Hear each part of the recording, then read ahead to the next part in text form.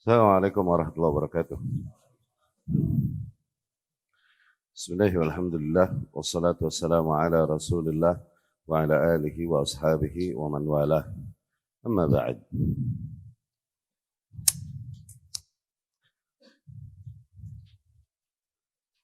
Kemarin kita bahas yang 150 ya.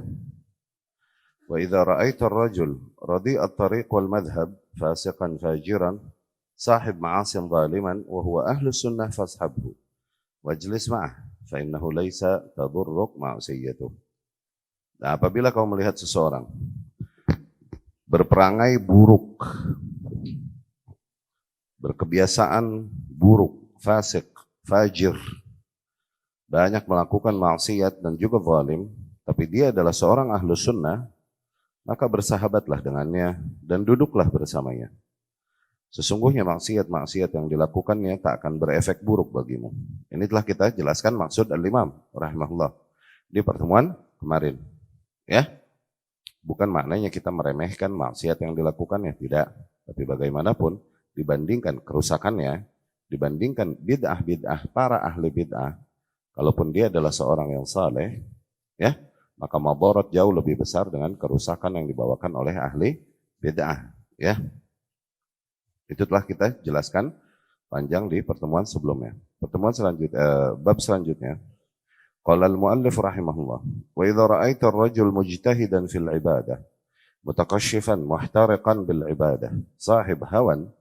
Nah, apabila kau melihat seseorang, dia adalah seorang yang rajin beribadah, banyak melakukan ibadah, tapi dia adalah seorang pengekor hawa nafsu, yakni tidak berada di atas usul ahlus sunnah, fala tajlis ma'ah.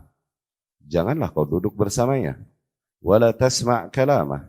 Jangan kau dengar ucapannya. Wala tamshi ma'ah fi tariq.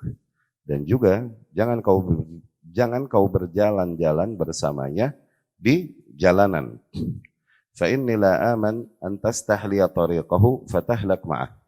Sesungguhnya aku khawatir, ya, apabila kau bersamanya nanti kau akan mulai mewajarkan gayanya, yakni kebid'ahannya, akhirnya kau termasuk orang yang celaka bersamanya. Ya. Nah, ini bab-bab akhir ini menegaskan konsep kita, usul kita, ya, bahwasanya sunni, wa in kan fasikan. Seorang ahli sunnah dia. Kalaupun dia adalah seorang yang fasik, banyak melakukan maksiat. Bid'i, seorang ahli bid'ah dia udah hitungannya.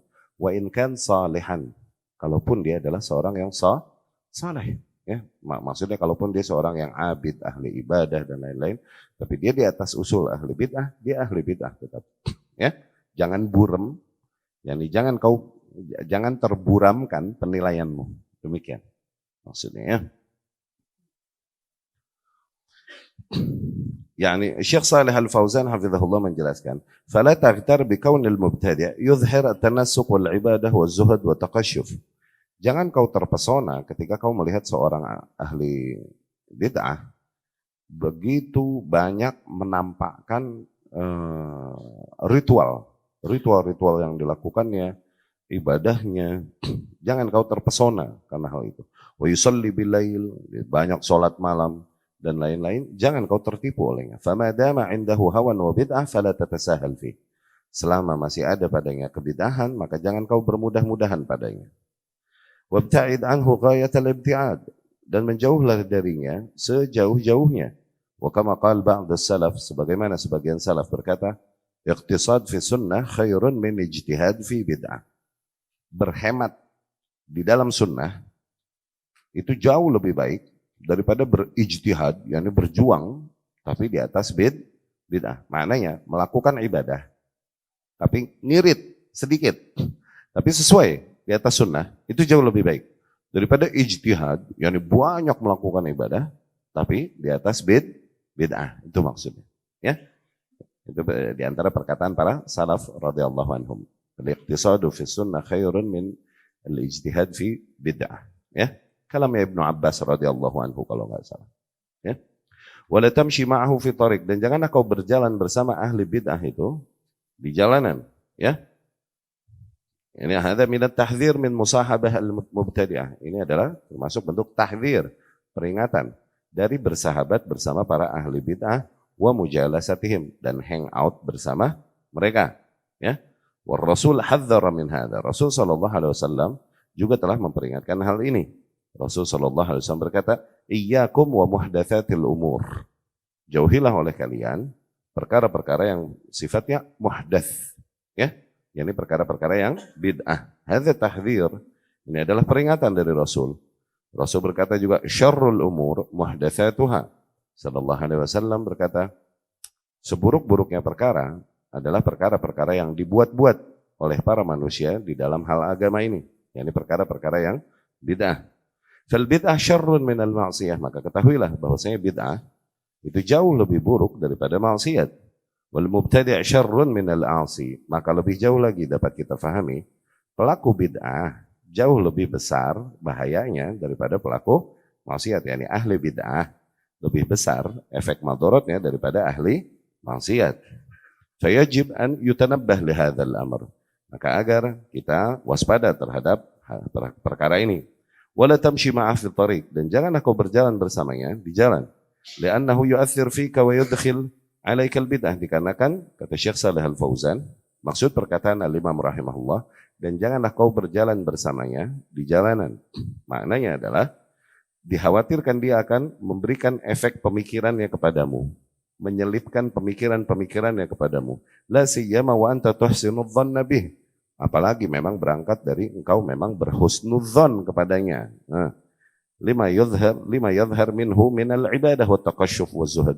Kau berhusnudzon kepadanya dikarenakan tampak darinya ibadah dan kemudian juga kezuhudan.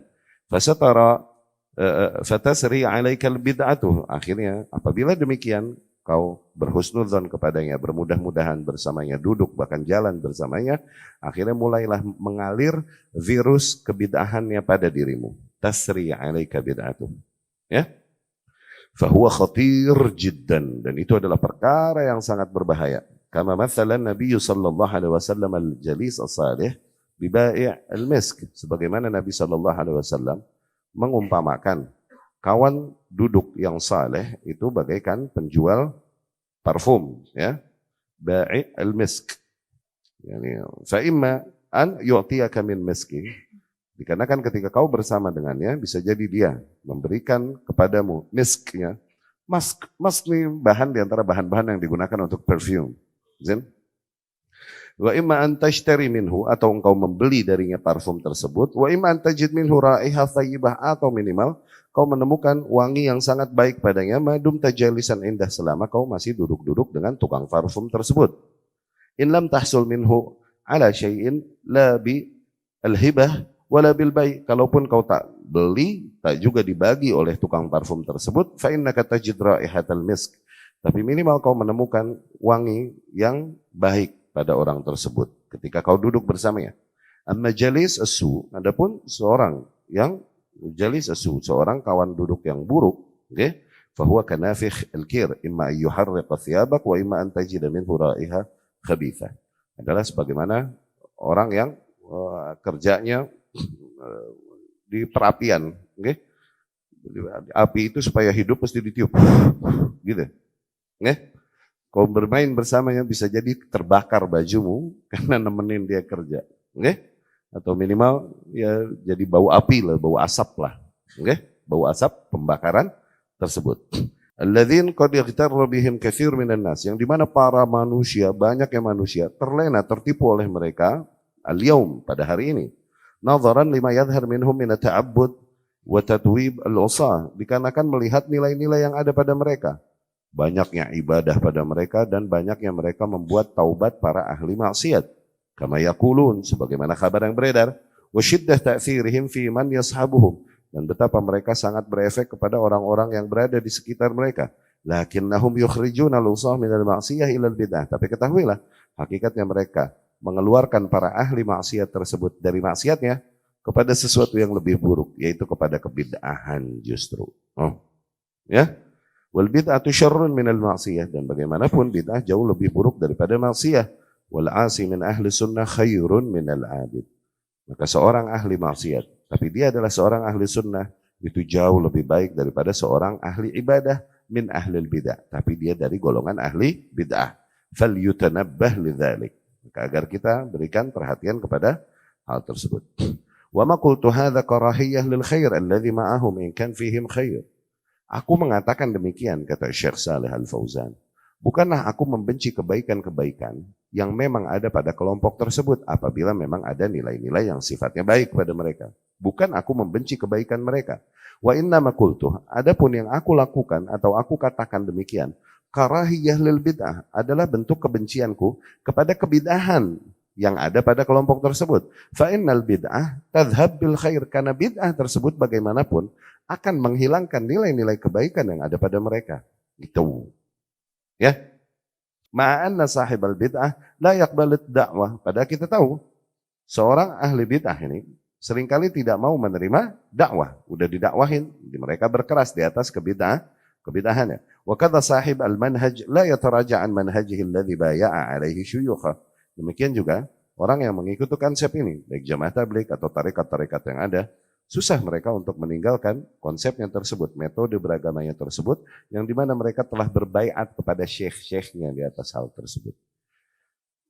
Ya, jadi wajar bagi seorang ahli ilmu pada suatu masa dia melihat sebuah perkara atau seseorang individu atau mungkin organisasi, dia berhusnuzon padanya dan belum menemukan kekeliruan-kekeliruan padanya. Kemudian ketika ditanya, dia jujur menyebutkan penilaian dia tentang orang tersebut. Disanjunglah. Wajar? Wajar. Namun demikianlah seorang ahli ilmu yang sportif. Okay? Ketika jelas padanya error-error di dalam usul, tampak padanya kesalahan-kesalahan usul, wajib dia untuk mengklarifikasi apa yang telah dikatakannya. Begitu. Wajib baginya untuk mengklarifikasi apa yang telah dikatakannya. Nah, perubahan ini, kalaupun bernama perubahan, bukanlah sesuatu yang hina, malah baik justru. Malah baik justru, karena perubahan ke arah kebaikan. Yani, perubahan pendapat seorang ahli ilmu, enggak selalu dibilang buruk. Nah, siapa bilang? Tergantung perubahannya di bab apa. Kalau dia berubah, tadinya berada di atas manhaj yang hak, mengingkari sebuah kaum, kemudian dia bergeser, berada di sebuah konsep sendiri, yang dia bentuk-bentuk sendiri, nilai-nilai yang dia simpulkan sendiri, kemudian bersahabat dengan kaum yang dulunya dia ingkari kebid'ahannya, jadi berdekatan kepadanya. Nah, itu perubahan yang sifatnya buruk. Oke? Tapi kalau perubahan yang sifatnya seiring dengan bertambahnya ilmu seseorang, seperti Al-Imam Syafi'i rahimahullah, ada padanya qaul qadim ketika dia masih di Baghdad. Dan sekitarnya masih mempelajari ilmu dengan batasan keilmuannya, fatwa-fatwanya ini yang dibilang qaul qadim, ucapan lamanya, fatwa-fatwa lama. Ada setelah masuk Mesir dan kemudian bertemu lagi dan terus belajar, dia memiliki kesimpulan-kesimpulan yang berbeda seiring dengan perkembangan ilmunya. Ini yang dibilang qaul jadid. Apakah ini hina dari Imam Syafi'i rahimahullah? Tidak. Ya, itu pada perkara ijtihad yang toh sifatnya seseorang boleh aja di situ berbeda pendapat. Ya, bukan pada perkara usul. Pada perkara usul, seseorang ketika dia melihat sesuatu, dia berada di atas usul dan dia berhusnudzon kepadanya dan kemudian dia memujinya, wajar sebatas pengetahuannya. Wajar, ya, maksudnya perubahan itu wajar, bahkan bisa jadi wajib. Demikian kita di lapangan dakwah. Bisa jadi kita mencintai seseorang, mengagungkan seseorang, kita sebut namanya dengan kebaikan, di masa-masa yang akan datang kemudian kita lihat terjadi padanya penyimpangan-penyimpangan dan perkara-perkara yang ngaco, yang bertentangan dan lama-lama bertentangan dengan konsep usul ahlus sunnah, kemudian kita meninggalkannya. Itu wajar. Dan itu sportivitas kepada usulul haq. Karena kaidah dasar kita, sebagaimana yang kita pernah dan selalu kita jelaskan, loyalitas kita itu kepada usul, kepada jalur, kepada rel. Bukan kepada individu, organisasi tertentu. Tidak, kita mencintai, mensanjung mereka ketika mereka berada di atas rel tersebut. Kita mencintai, kita wala dan barok kepada mereka. Oke. Tapi ketika mereka terlihat keluar dari rel itu, keluar dari usul tersebut, yakni banyak error-error padanya di bab usul, mulai melanggar usul di antara usul-usul akidah ahlus sunnah, maka loyalitas kita enggak pada makhluk ini. Sebesar apapun jasanya, sebesar apapun cinta kita padanya. Kalaupun kita mengenal sunnah, mengenal manhaj dari orang tersebut. Ketika jelas padanya penyimpangan usul, maka kita tinggalkan. Ya, demikian Syekh Rabi' hafizahullah berkata, "Idza khalafa syaikhukal haq," apabila syekhmu terlihat dia telah menyelisihi perkara yang hak, fatruk syaikhak wa tamassak bil haq, maka tinggalkan syekhmu dan berpegang teguhlah kepada yang hak. Hadhihi hiyas salafiyyah haqqah. Demikianlah hakikatnya salafi yang emang sejati. Ya, demikianlah sejatinya konsep salafiyah, salafisme. Tuh. Ya, jadi sekali lagi loyalitas kita kepada nilai enggak kepada orang, enggak kepada makhluk. Ya, makhluk bisa jadi kita menyanjungnya suatu saat, di saat lain kita mengingkarinya. Atau sebaliknya, demikian. Ya, jadi kenali hak, kenali usul akidah Ahlus Sunnah. Sehingga kau tahu apa yang harus kau pegang teguh. Siapa aja yang berada di atas jalan itu, kau bisa mengenalnya. Ya, yang arif al-haq, ta'rif ahlah. Kenalilah yang hak. Dari situ kau akan mengenal siapa aja yang emang ahli hak. Begitu. Ya. Fa'innilah aman, janganlah kau berjalan bersamanya di jalan. Yani jangan kau berjalan bersamanya di jalan. Yani seorang, apalagi da'i, wallahu alam, ada nilai di sini yang baik. Seorang, apalagi da'i, apalagi dia seorang da'i. Oke? Seorang yang menjadi patokan bagi orang-orang atau para penuntut ilmu dan lingkungan sosial yang menuntut ilmu darinya. Oke? Apabila dia melihatmu duduk-duduk bersama ahli bid'ah atau jalan bersama ahli bid'ah, maka terjadilah keburukan bukan hanya pada nidai, tapi kepada orang-orang yang mengikutinya. Ingat gak? Kenapa konsep awal kita begitu berhati-hati dari bid'ah dan dari para ahli bid'ah? Kenapa? Hah? Yang pertama, karena bid'ah ini virus, bisa nular pada dirimu. Satu. Yang kedua, karena ketika kau duduk bersama ahli bid'ah, akhirnya awam yang mengikutimu, mewajarkan kebid'ahan dan ngaconya yang ada pada mereka. Tuh. Oh, buktinya syekhku aja duduk sama dia. Tuh, begitu berarti aman lah. Tuh. Ketipu gak akhirnya? Itulah makanya kita nggak mau atau menegaskan konsep ini. Jangan duduk bersama ahli bid'ah. Apalagi berjalan bersamanya, terlihat di jalan tuh, wala tamshi fi tariq ma'ah. Jangan kau berjalan di jalanan bersamanya sehingga orang awam melihatmu dan merasa aman dari kebid'ahannya. Karena apa? Dengan kau duduk bersamanya, kau berjalan bersamanya, ngisi bareng kajian bersamanya, apalagi ngasih kursi buat dia untuk ngisi kajian di tempatmu, itu artinya kau mentazkiyah dirinya. Merekomendasikan nih ahli bid'ah buat para pengikutmu. Tuh. Wala tamshi ma'a fit tariq. Ya, jangan kau berjalan bersamanya di jalanan. Fa innilah aman an tastahli tariqahu fatahlak ma'a. Karena aku khawatir, aku enggak aman, yani aku khawatir, I'm worried. Aku khawatir. Ketika kau mulai duduk-duduk bersamanya, berjalan bersamanya, kau mulai tastahli, mulai merasakan manisnya. Atau kau mulai mentolerir kekeliruan-kekeliruannya berangkat dari husnudzonmu kepadanya. Akhirnya kau termasuk orang yang tergelincir dan celaka bersamanya. Ya, karena orang yang mau duduk bersama ahli bid'ah dan berjalan bersama ahli bid'ah pastilah berangkat dari kehusnudzonnya, kehusnudzonannya, gitu kan? Iya kan?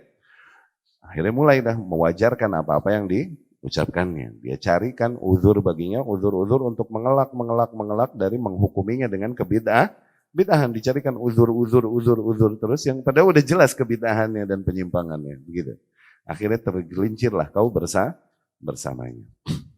Ya, demikian konsep Ahlus Sunnah di dalam menyikapi bid'ah dan ahli bid'ah. Dan ini berjalan dari zaman ke zaman, ikhwati rahimakumullah. Ini berjalan dari zaman ke zaman. Ini hal yang sifatnya ijma' dari zaman ke zaman. Oke?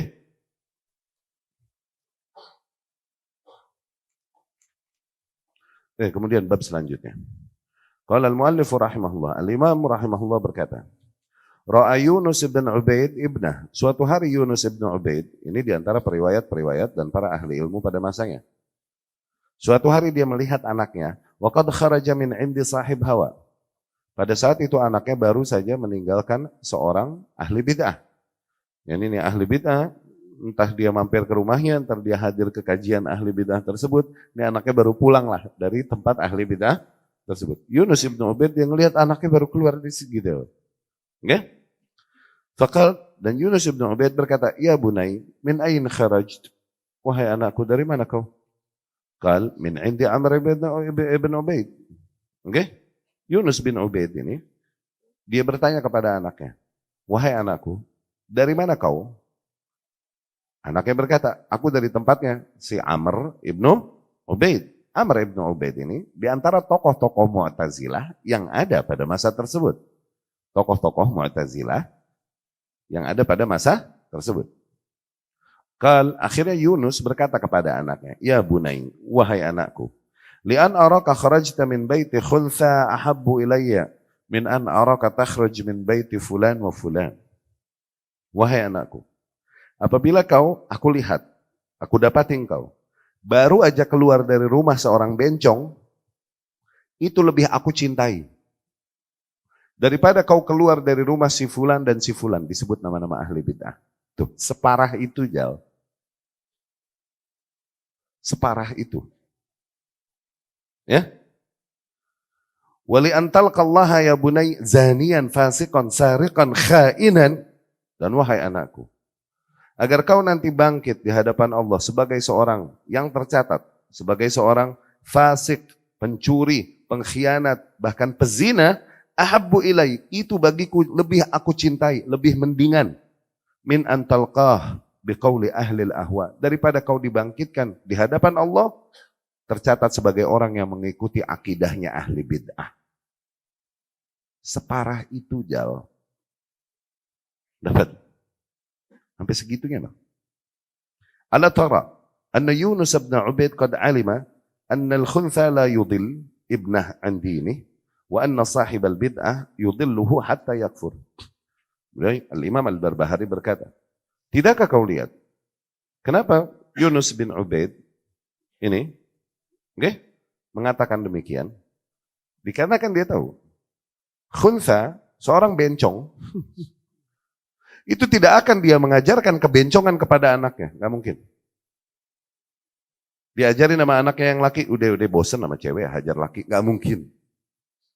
Dia masih di atas fitrahnya, kalaupun bencong.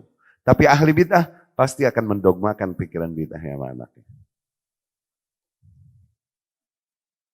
Separah itu errornya. Ya?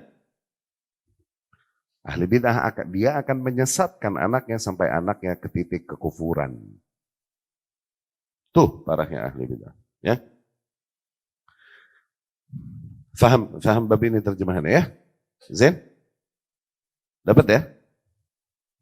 Syarah dari Syekh Saleh Al-Fauzan hafizahullah.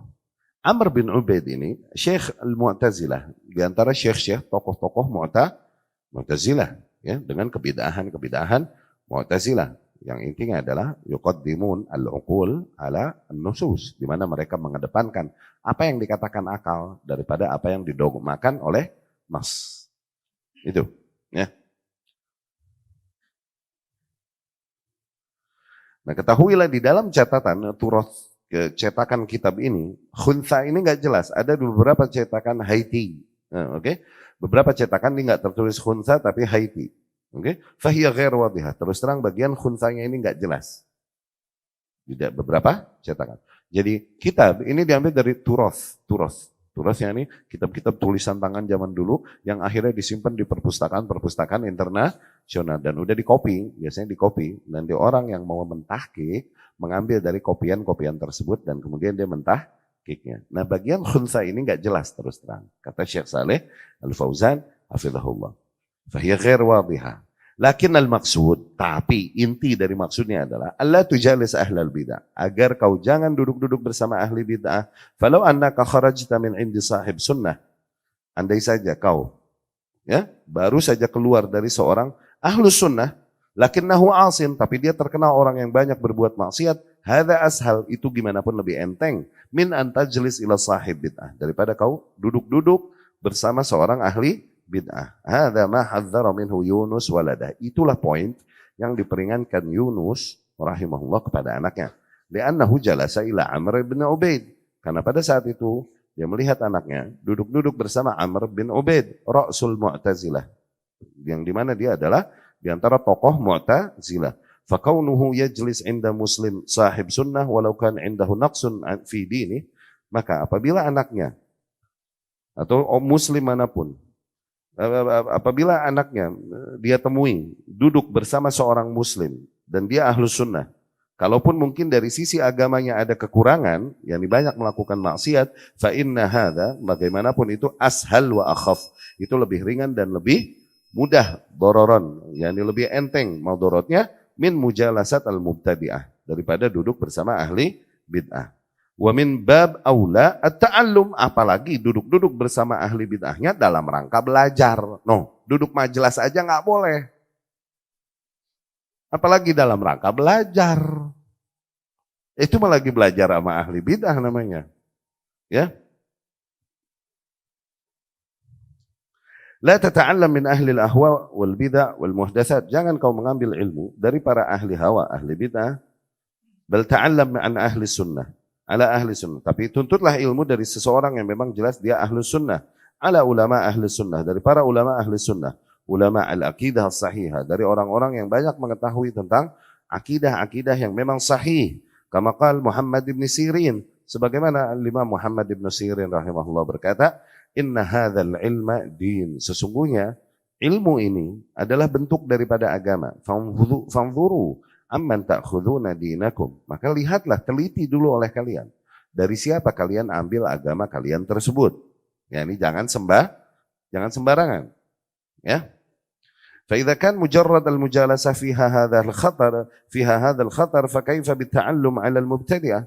Apabila duduk-duduk saja dengan seorang ahli bid'ah terdapat nilai bahaya sedemikian rupa, apalah lagi duduk bersama ahli bid'ahnya dalam rangka belajar dan menuntut ilmu darinya. Itu lebih serem gitu. Dapat difahami ya?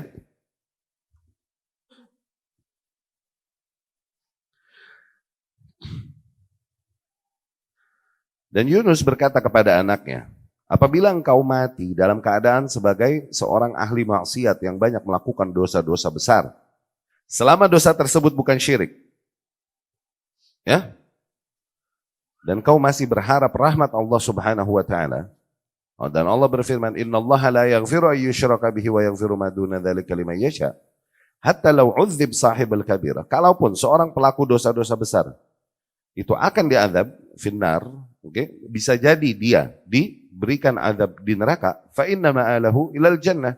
Tapi apabila dia memang seorang ahlu sunnah, ahlu tauhid, maka tetap cepat atau lambat dia akan kembali ke syurga.